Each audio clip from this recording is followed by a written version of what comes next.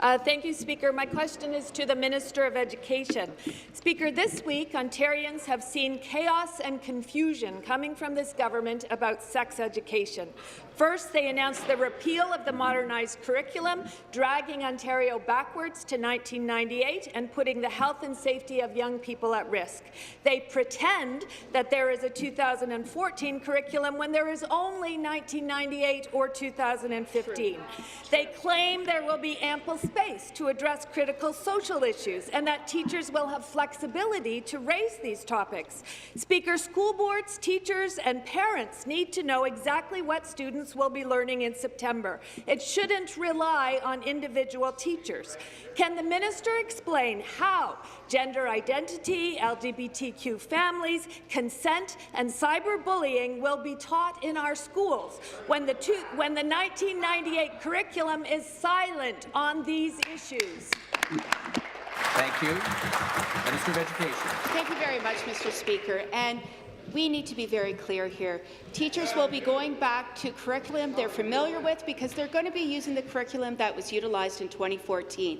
And at that time, in tandem, we're going to be embarking on the most comprehensive consultation this province has ever seen because we're keeping our election promise to respect parents.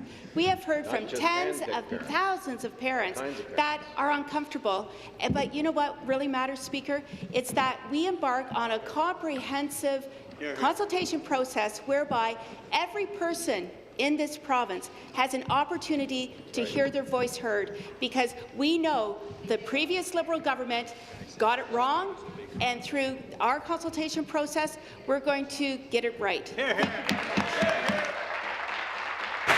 Members, please take their seats. Please take your seats. Supplementary.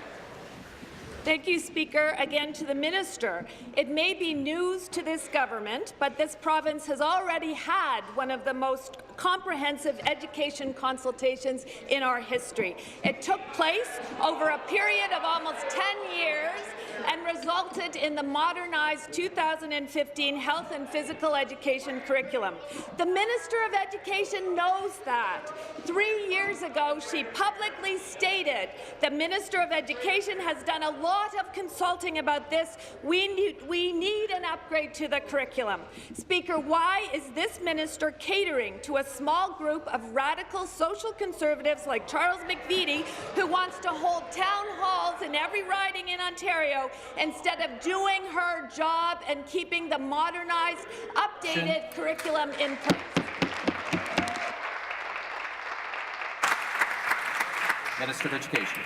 Thank you very much, Mr. Speaker. My job is to listen to the constituents that are represented in the ridings in every corner of this province. And we have heard from tens and thousands of parents that their voices weren't heard, and they are not being represented in what they're saying is okay to move forward with. So, we're going to keep our election promise, Speaker. We are going to move forward with the most comprehensive consultation process this Ministry of Education has ever facilitated, and in the spirit of democracy, enable every person who wants to share their perspective to have an opportunity to have their voice heard, and I look forward to kicking that off later this fall. Thank you very much.